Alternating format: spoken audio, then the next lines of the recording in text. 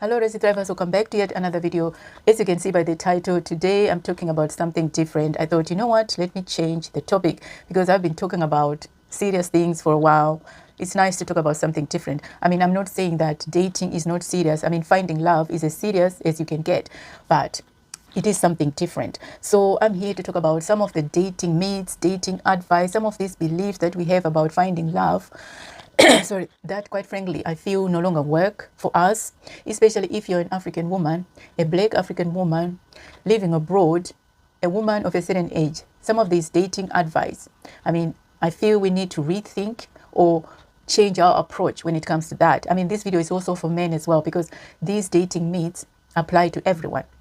Because, I mean, let's call a thing a thing. At the moment, dating, especially if you live abroad, is starting to feel like a battleground. I mean, it is not easy. I'm not talking about, issues like, oh, you need to look at yourself. Maybe you're choosing the wrong man. Maybe, it's a you problem. You need to work on yourself. You need to look at your character, your personality, and so forth. That's not what I'm talking about. That, I know about that. That is fine. I accept that advice. It is good advice. But in this video, I want to talk about some of the dating myths that we may need to rethink and we may need to, do away with, especially if you want to find love and you live abroad, you're an African woman or man, and you're of a certain age. So what are these dating myths that we may need to rethink?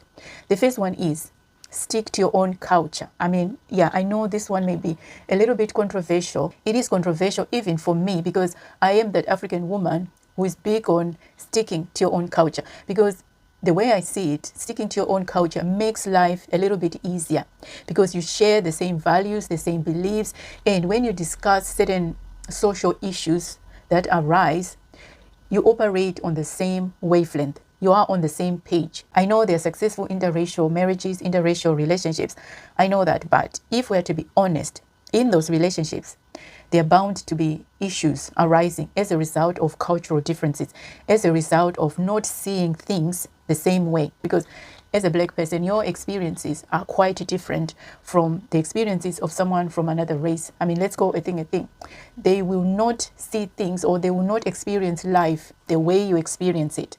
So that is bound to be an issue. And also looking at the need to preserve your culture, I mean, that is another issue. So as a black African woman, these are things that I'm considering when I'm looking for a partner. But now, given the challenges that we are facing, especially living abroad, and looking at the statistics of men versus women, I mean, I've made a video talking about this.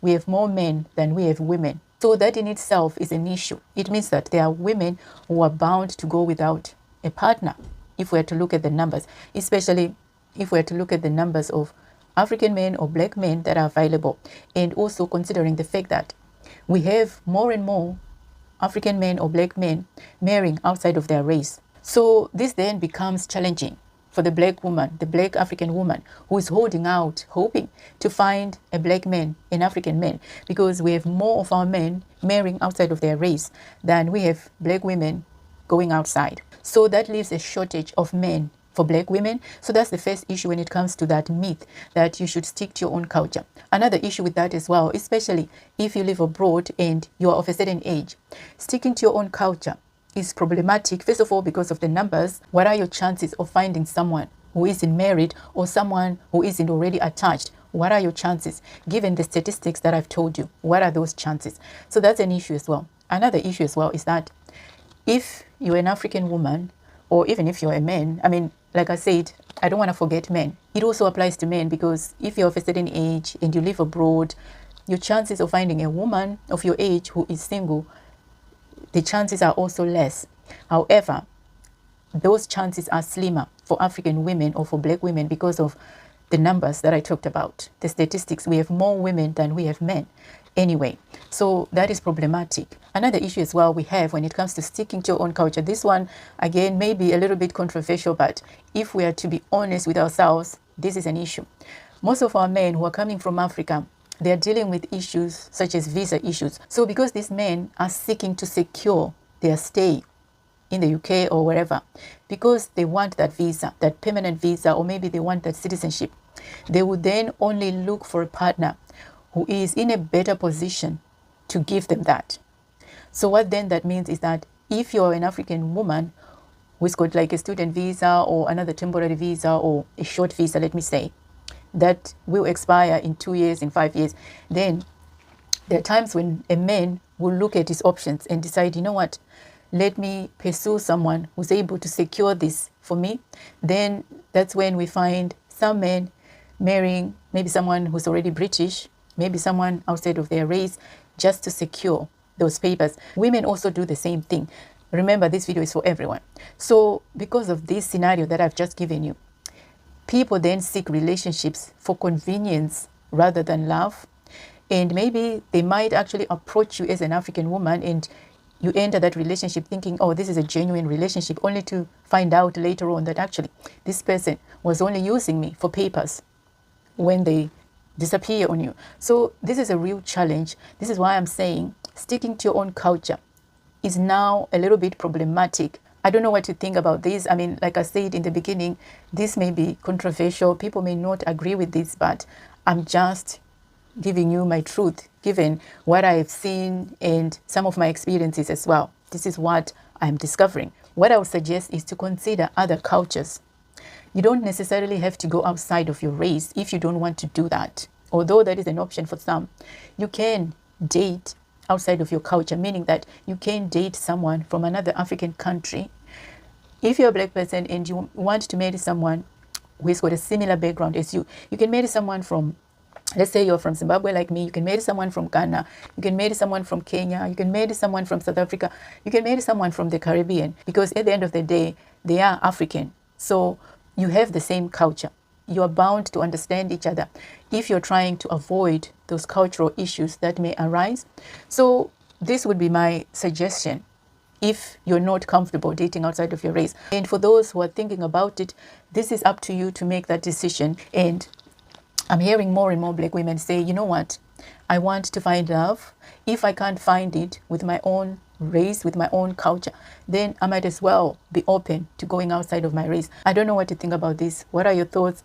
Because the way I see it, yeah, things are becoming a little bit tricky when it comes to dating and finding love abroad. The second myth, I don't think I can call it a myth as such, but it is like, let me say, a belief that we hold when it comes to dating, especially if you're an African woman.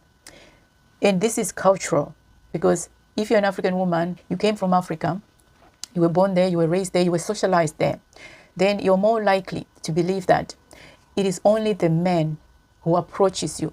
You can't approach a man. Now, this one has become problematic as well, especially if you live abroad, because men nowadays, I don't know what is going on with men. The men we have nowadays expect you to chase them. They want women to chase them. I know this one is also controversial because I hear differing opinions out there. There are men who are like, you know what, I'm not calling you, I'm not chasing you, you have to come to me as well. I'm like, okay, you know, if no one is going to call anyone, if I'm sitting at home, being an African woman who was raised to believe that it is a man who has to approach me, of course, I'm not saying that just sit there and do nothing. There are things that we've been taught or that we can do as women, excuse me, as women, to let the men know that we're interested. You can flirt, you can, you know, there are ways. But if nobody is, if a man, let me say, if our men are not willing to even do the bare minimum, then what are we to do? What is a woman to do? That's why I'm saying that belief or that tradition doesn't seem to be working anymore because of the men's expectations nowadays. They expect you to approach them, they expect you to chase them, they expect you to do more compared to the olden days, how things were or how things are supposed to be done traditionally. I mean, that's just me, that's how I was raised. And also, if you live abroad, women of other cultures or of other races are good at that. They're good at chasing men. They are not as shy as we are African women. They approach men, they are direct. Let me say they are more direct than we are as African women. So because of these traditions, our cultures, how we were socialized, more and more African women are missing opportunities because we are not being assertive enough when it comes to dating and finding love compared to women of other cultures, of other races. So that's why I'm saying we may need to rethink this approach because it is not working anymore.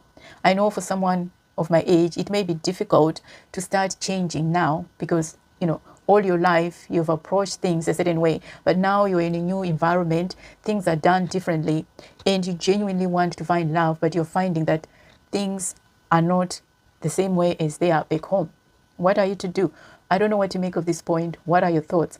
I'm saying that maybe as African women, we may need to be a little bit more assertive, given the fact that there's this imbalance of male to female ratio. So the competition is high. The competition is real.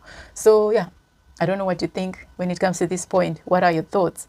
The last point that I want to mention, or the last myth that we may need to rethink, is the fact that online dating is for desperate people. I mean, this one, again, it may be controversial. Some people don't like online dating. Some people don't have a problem with it. When it comes to online dating, and if you're someone who believes that online dating is not ideal, you're bound to meet a lot of scammers out there. And this is real, by the way. It is true. There are a lot of scammers. I mean, we've heard the stories. We watch videos every day about online dating scams.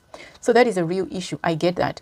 But at the same time, if you look at our lifestyles nowadays, our busy lifestyles, our lives, especially in the African community, African immigrant community, or anyone, I mean, this one is universal. We work a lot. It's all about work, work, work. We're trying to secure our future and all that. So there's little time for finding love, for going out there, mixing and mingle. There's very little time. So because of that, online dating becomes a bit more convenient for most people. This is why more and more people are becoming open to online dating. I mean, personally, I used to be one of those people who believes that online dating is only for desperate people, but I'm starting to revise that thought. I'm starting to rethink that approach, let me say. And also another reason as well is that, yes, you can go out and meet people. You can say, you know what, I'm not going to do online dating. I want to meet people organically. That means you need to put more effort in going out and meeting people. The challenge with that is, for me anyway, number one, especially during this time of year, the weather. The weather is not always kind, and finances. Because to go out, especially in this country, it means you have to fork out some money. And how many times do you have to go out before you meet someone? I know I can walk outside of my house now, go to the grocery store and meet someone. That can happen. But what are the chances? Statistically, what are the chances of you meeting someone at the grocery store?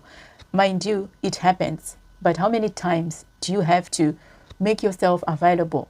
Or how many times do you have to go out before you can meet someone? So this is why online dating is now convenient. It is practical.